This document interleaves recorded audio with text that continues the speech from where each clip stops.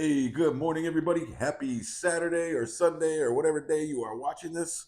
Good to see you in person, You bro. too, yeah. Finally got together to chat about some football in person instead of using Zoom. Zoom, I appreciate your assistance, but it's just not the same. Doesn't work as well. Not So quite the same. we are here for the last week of preseason football, aka fantasy draft week. Over the next 8, 9, 10 days or so. Yeah. I imagine the majority of fantasy drafts are about to happen. You were saying you have 2 tomorrow. Two of them. We have 2 next week as well for Yep. our family league and another league. So, to all of you drafting out there this week, good luck to you. Unless you're drafting in one of our leagues, then hopefully you don't have such good luck. All right, bro. So Thanks we're a lot. we're gonna jump into it. I want to talk about some very interesting happenings going on around the league. Some disgruntled stars. Obviously, there are 3 big names. There's more than 3 disgruntled players. Let's be honest, but 3 big names out there. Yeah. First one, Trey Hendrickson with Cincinnati. They've begun to take calls and offers for him. He's requested a trade because they're at an impasse with his contract. Then you have Scary Terry out in Washington. Same thing. He wants a new contract or to be traded. He's a big part of their offense and what they did last year. Right. His chemistry with Jaden Daniels is obvious. So I think that'd be a big loss for them. We'll jump into that. And then obviously the big one, probably the best of all of these guys, Micah Parsons. He is obviously holding in. He was at the game last night. Didn't play, of course. He was the only Even player caught a that nap. They said it was a nap, but there was another reporter who validated that he was only on the little table for just a little brief period. So I know. but I think it's funny. I think it's funny too. You know, what I find interesting. I don't know if you watched the Jerry Jones interview with Stephen A. Smith yesterday. I didn't. I watched the entire thing, and there's a lot of good stuff that Jerry says happened, and if it happened that way, well, then I can understand why he's dug in the way he is. Yeah. On the flip side, though, everything that he says happened. Micah Parsons and his agents say the opposite happened. So somebody's not telling the truth, Right. and I think it's great for us because we don't like the Cowboys. So anytime they have drama, keep falling apart. Exactly. Love it. But yeah, he's the best of the 3. I don't even know how they got to this point, but they are. Yeah. He's scrubbed everything related to the Cowboys from his social media. So we'll jump into those things. And then obviously to wrap up, as always, we'll talk about our 49ers a little bit, making a couple of moves this week out of necessity more than anything. So we'll talk about that as well. So let's jump into, first of all, let's talk about Trey Hendrickson. And what I really want to do is talk about, out of these 3, first of all, if any of them get traded, who do you think gets traded first? And where would be a good landing spot for that person? Let's start there. If any of them are getting traded, who do you think will be the first one to get traded? I would say Terry McLaurin, because the wide receiver position is not quite as coveted as a defensive end position. So I really feel like that both of those teams should do whatever they possibly can to keep their defensive ends. Edge rushers, they're definitely not at the same elite edge rushers. Elite edge rushers are hard to come by. Absolutely. So Terry McLaurin as a wide receiver, you can't even consider him in the same really bracket as those 2 guys at their respective positions. Okay. I would consider Terry McLaurin a top 10, maybe top 12 wide receiver in the NFL. There's a lot of talent in that position. So I think he would be the first one traded, just given the position. Now, as far as value to the team, I don't know. I think Terry McLaurin has a lot of value to his team. It's hard to compare the value that he provides as a receiver compared to what they provide as edge rushers. But yeah, I would say Terry McLaurin be the first to get traded out of. Let's say hypothetically he does get traded. Where are a couple of landing spots you could see? Where are a couple of wide receiver needy teams you could see making a move for him? Our team. Yeah, the 49ers. Wouldn't that be funny if we ended up getting Terry McLaurin after we traded them Debo? Yeah. I think that would be a great spot for him, but I'm not sure if Pittsburgh. Pittsburgh. Okay. Pittsburgh could be a good spot for him. Definitely. If the Jets wanted to show they're going to compete, they need another wide receiver. They only have Garrett Wilson. Yeah. The Giants, maybe someone opposite of Malik Neighbors, but they have some young depth there. Wandale Robinson should have a good year this year. Those are some teams that I think about. I'm going to throw a team out there. The LA Chargers. Chargers? I think that he would be a great addition to them. Compliment the lad. Yep, absolutely. Yeah, it'd be perfect. Veteran, strong arm quarterback. Young... They got a smart head coach who dodged a bullet by leaving Michigan when he did. So lucky him. Lucky him.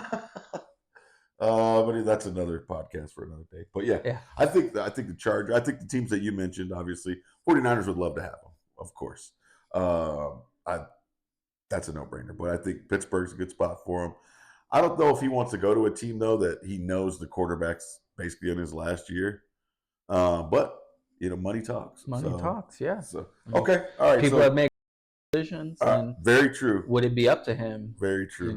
Very true. So, all right. So, we think, and I agree with you, I think if any of them are going to get traded, it's probably Terry McLaurin. I think he's going to stay in Washington. I said that in our last recording. Yeah. Okay.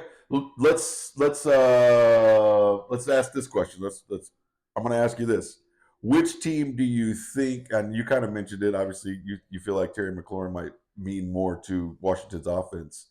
Let me ask this. Which team is making the bigger mistake by dragging this out? We talked about this in our last podcast, and I actually originally said it was the Cowboys. However, I think I'm going to backtrack on that because of a point you made in that last podcast about Hendrickson and Burrow. They're not too far removed from being a championship level team, and they just really have no chance without Hendrickson. No. I think even though Parsons is the Cowboys' absolute best player, they still have enough weapons to compete. Get as far as they're going to go. I don't think anyone could say that they would have the same aspirations as the Bengals did. No. Maybe their fans do. Yeah. But analysts, definitely. I don't think any analysts are saying this year, like in many years previous, that, hey, this could be the Cowboys' years. They are championship contenders. They're legit contender to win the NFC. None of that is happening, and I don't think that they're that good either. So I don't either. Whether they keep Parsons or not, I mean, if they keep Parsons, they're a better team. But if they don't keep him, they're not going to. Yeah, I agree. I think their ceiling is slightly higher with Micah because he does make a big impact on the defensive side of the ball. But correct. I still think even if they were at full strength, like you said, there's not a lot of people talking about, the Cowboys are going to be a contender, and I don't see it either. And who knows? Maybe they'll surprise everybody. There's always a surprise team every year. Maybe the Cowboys are that team this year. We'll see. But yeah, I agree with you. I think the team that needs their star the most is probably Cincinnati. I mean, it was a preseason game last week, but it was pretty evident that their defense is horrid.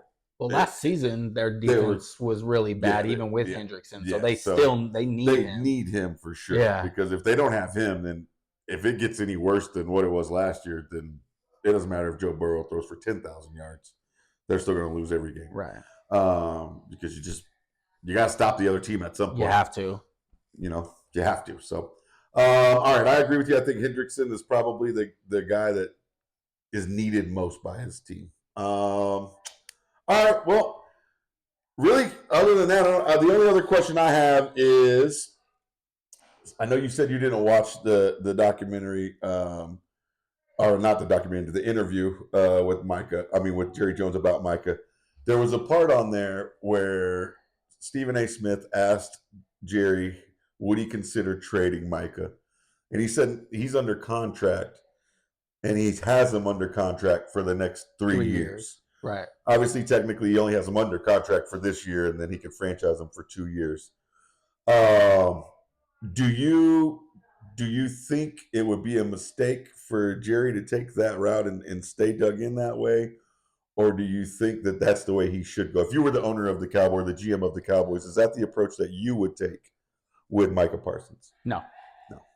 Well, you have to look at it like this. Other players around the league are seeing this. Oh. Players coming into the league are seeing this. And I don't care what anyone says. Players coming into the league, they have a little bit of say in where they're going these days. Not quite as much as the NBA, but either way that goes, that could be another conversation too. I think that Jerry Jones is doing his team a real disservice. This is one of their best players in a long time. And just talking about it that way, oh yeah, I've got him for 3 more years, possibly referring to the franchise tags. Nobody wants to hear that. Nobody wants to hear that. And you're basically creating a bad reputation for your team, and probably not a place where high quality players are going to want to come and play football. Yeah. Not at all. So even beyond Micah Parsons, Jerry Jones is really just not setting his team up for future success when it comes to negotiations and landing high quality players in free agency or however it may be. Because when you go to negotiate with a free agent, they're going to remember, well, at a certain point, I'm going to have a contract come up and I'm going to get treated like this. I remember how you treated one of your best players in decades. Yeah. Okay. Yeah. I agree. If I was, obviously they should have done this last year and they would have saved themselves a ton of money. Right. Jerry's just costing himself more money every day now. Do you think Micah sits games out, or do you think that he plays and honors his contract with the hopes of getting a long-term deal? That's a tough question. Not many players really sit games these days. So based on history, I think he plays. Okay. Maybe he sits 1 or 2 games. Maybe he stands on business. Like these guys like to say these days. He's going to stand on his business. He might sit out a game or 2. Him and Jerry get to the table and they work something out. But could be very costly to sit out those games. I don't know. I don't know. That's a very interesting question. I don't think he sits out games though. I think he is more about his business and actually plays games and shows other owners and franchises that, hey, listen, I'm about it when it comes down to it. I'm about my team and my brothers in the locker room, and I'm going to give it my all. But I could be wrong. Yeah, I think he does sit games out.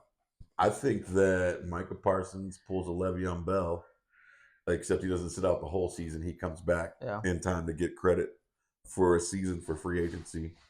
But yeah, and honestly, if I were him, because I want to show those other owners, hey, I'm going to be available.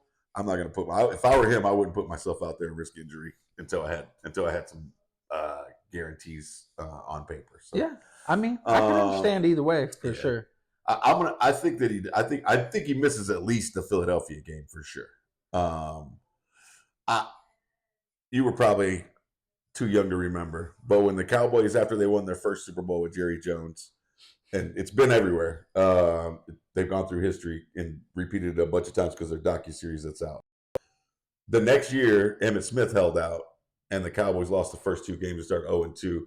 And immediately Emmitt Smith got signed the very next day. History. Yeah. Came back, won the Super Bowl. I'm not saying that they're going to come win the Super Bowl if they sign Micah Parsons. Right. But I do see it playing out that way to where he misses a game or 2. Their defense gets absolutely torched. And then Jerry's like, I gotta make the deal, and brings them in. So that's what I envision happening, but we'll see. I could be wrong too. It's going to be interesting to see how it all plays out. You know what, though? I did bring this special jersey just because I knew we were going to be talking about the Cowboys. And I wanted to make sure that I showed it to everyone before we wrapped up here in a few minutes. There we go. Anybody wonders where my allegiance lies. Okay.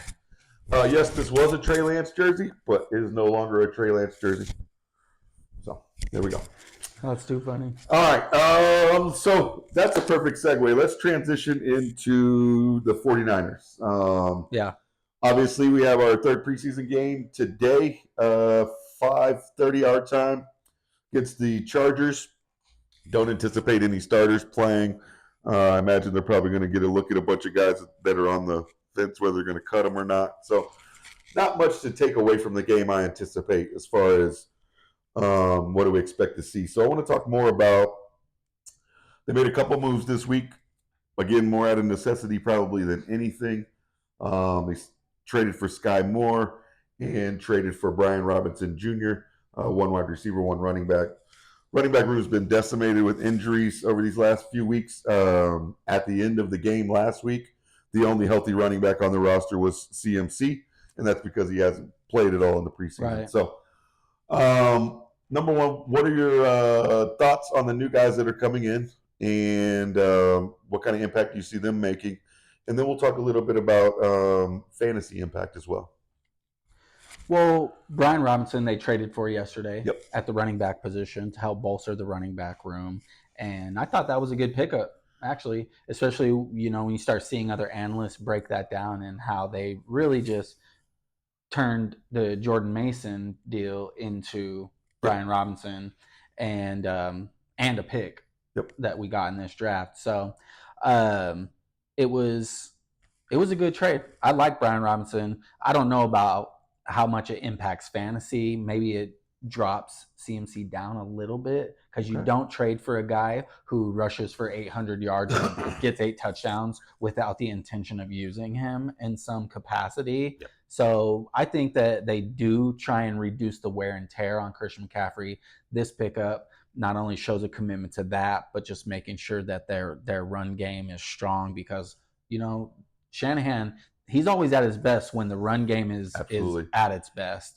So it opens up everything for Purdy and the receivers.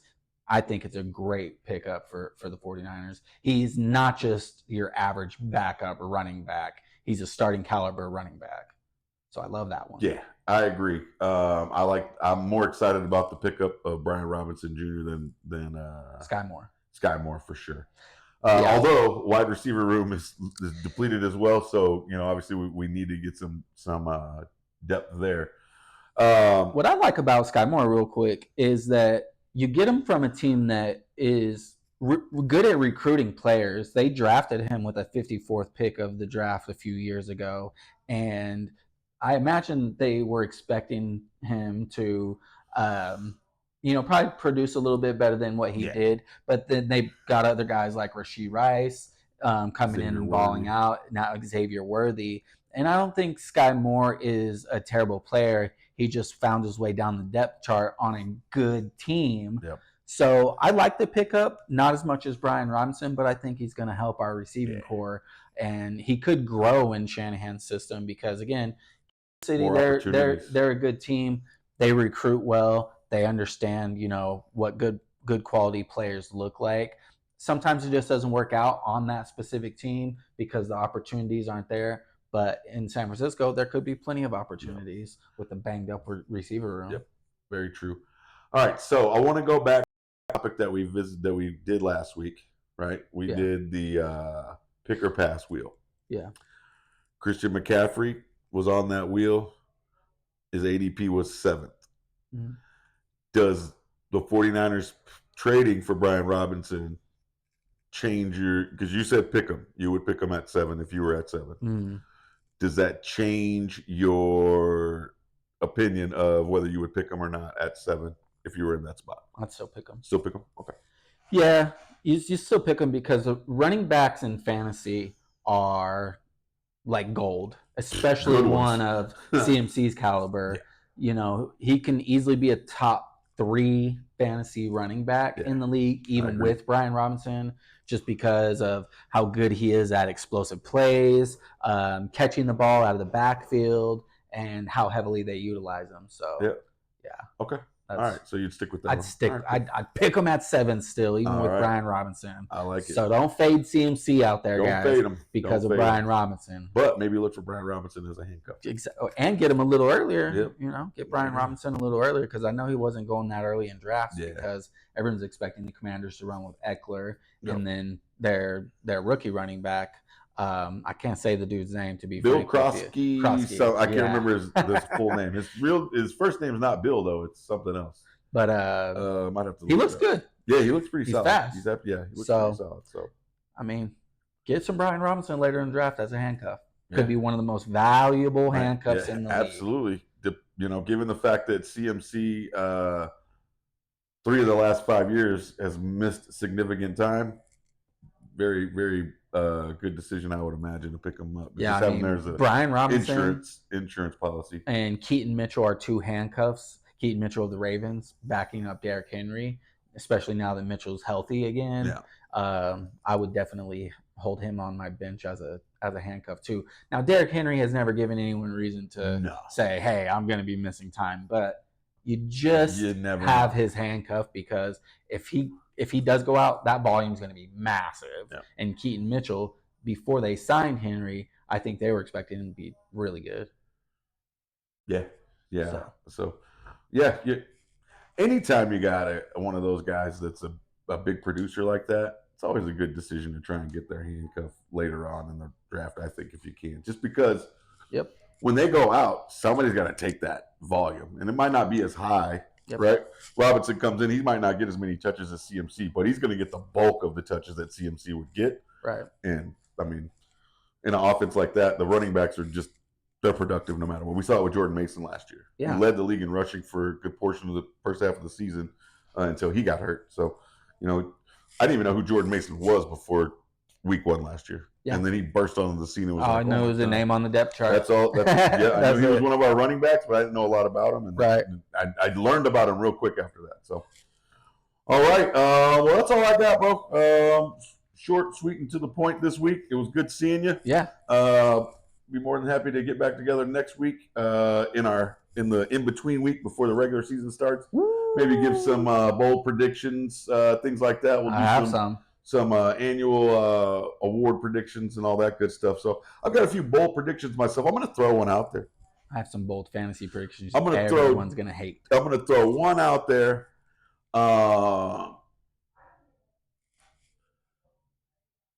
I was looking at I can't believe I'm going to say this because I can't stand this team. The Green Bay Packers, I was looking at their schedule. If they win, I'm going to say this, and I can't believe it. If they win week 1, I think that the Green Bay Packers are going to start the season 9-0. Their first loss will come against the Philadelphia Eagles in week 10. Okay. That's going to be my first bold prediction, and I'm going to pull it up here just so I can run through it with you real quick because when I first started looking at it and I said it out loud, I was like, there's no way, I don't believe that. But looking at their schedule, assuming they keep their quarterback upright, which is always a question with every team. They got Detroit week 1. Okay. This is another one that some folks might believe they'll lose. They got Washington week 2 on a short week at home, though. So that's why I think they'll win that game. Then they have Cleveland, Dallas, Cincinnati at home, Arizona, Pittsburgh, and Carolina. Those are their first 9 games. And again, that's why it's called a bold prediction because it's not pretty bold because I count 4 potential losses. Oh, yeah, there's potential losses in there. Sure. But I think 4 that I think are likely. Okay. Well, that's why they call it a bold prediction. Exactly. And that's why we call it I could be wrong. I like it. I believe in now the second half of the season now. I think the Green Bay Packers are going to fall apart. But hey, we'll see. But yeah, that's my first bold prediction. We'll get some more next week before we kick off the season the following Thursday. We are less than 2 weeks away, brother. I can't wait. And there's no better way to start the season off than watching those Dallas Cowboys get their ass kicked on national television as the standalone game, the only game the whole world is watching. It's going to be beautiful. So, With that being said, that's all we got. We appreciate you watching. Please don't forget to like, subscribe, share, comment, all that good stuff. I'll see you again next week, bro. Yes, sir. And don't forget, be kind. It is free unless you are talking to Cowboys fans. And then be as mean as you can. Flip them off. That's right. Peace.